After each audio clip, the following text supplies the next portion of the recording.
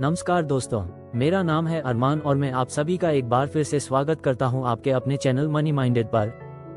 क्या आपने कभी सोचा है कि अगर हम भविष्य में जा सके और जान सके कि वहां हमारे लिए क्या रखा है, या फिर अतीत में जाकर देख सके कि हमारे पूर्वजों का जीवन कैसा था?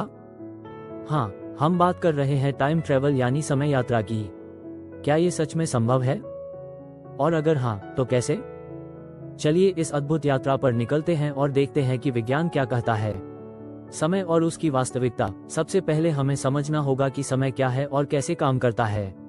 हम हर दिन घड़ी में समय देखते हैं, लेकिन असल में ये समझना जरूरी है कि समय केवल एक दिशा में बहता है, अतीत से वर्तमान की ओर। इसके पीछे का कारण है ब्रह्मांड का नियम, जिसे थर्मोडायनेमिक्स का दूसरा नियम कहते हैं। ये कहता है कि चीजें हमेशा अव्यवस्थित एंट्रोपी की दिशा में बढ़ती हैं। यही वजह है कि अतीत की घटनाओं को पलटना आसान नहीं होता। आइंस्टीन की थ्योरी ऑफ रिलेटिविटी यानी सापेक्षता सिद्धांत के अनुसार समय और अंतरिक्ष आपस में जुड़े हुए हैं। इसे स्पेस टाइम कहा जाता है।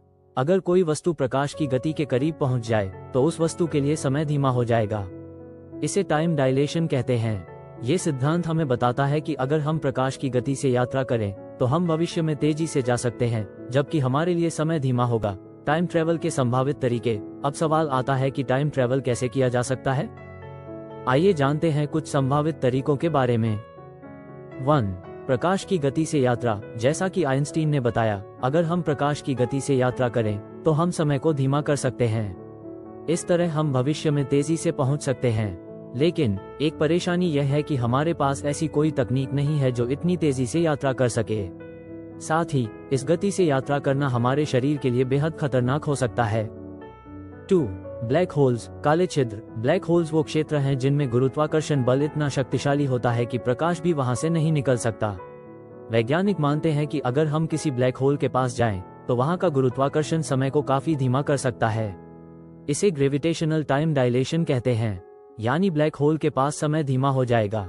हालांकि वहां जाना और जिंदा रहना आज की तकनीक के हिसाब से मुमकिन नहीं है। 3. वर्महोल्स। वर्महोल्स को स्पेस टाइम का शॉर्टकट माना जाता है। अगर ऐसा कुछ हो तो हम समय और स्थान के किसी भी बिंदु पर पहुंच सकते हैं। वैज्ञानिकों ने इसे अभी तक केवल थ्योरी में ही समझा है और वास्तविक जीवन में इसे बनाना असंभव सा है।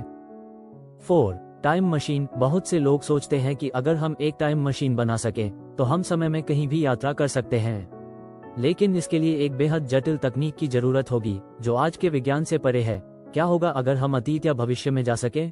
अतीत में यात्रा के प्रभाव। अगर हम अतीत में जाएं और वहां कुछ बदलें तो इसका सीधा असर वर्तमान पर होगा। इसे टाइम पैराडॉक्स कहते हैं। उदाहरण के लिए, अगर किसी ने अपने ही अतीत को बदल दिया तो आज वो खुद मौजूद न हो सकता है। ऐसे में कई वैज्ञानिक इस विचार पर बहस करते हैं कि शायद अतीत में जाना संभव नहीं होगा। भविष्य में यात्रा के प्रभाव। भविष्य में जाने का मतलब है कि हम समय की एक नई लाइन में प्रवेश करेंगे। लेकिन भविष्य में जाना शायद अतीत की तुलना में सुरक्षित हो सकता है, क्योंकि इससे वर्तमान पर कोई सीधा प्रभाव नहीं पड़ेगा। टाइम ट्रेवल की चुनौतियां और उपकरण।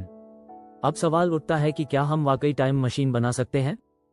ऐसा करने के लिए हमें कुछ बेहद उन्नत उपकरणों की जरूरत होगी, जैसे कि अत्यंत शक्तिशाली ऊर्जा स्रोत, ऐसी ऊर्जा जो स्पेस टाइम को मोड़ सके, जैसे ब्लैक होल्स में पाया जाता है। एंटी मैटर, ये पदार्थ सामान्य मैटर से उल्टा है और इस पर शोध चल रहा है कि इसका इस्तेमाल टाइम ट्रेवल के लिए किया जा सकता है। Quantum computer. क्वांटम कंप्यूटर्स की मदद से हम स्पेस टाइम के गणनाएं कर सकते हैं।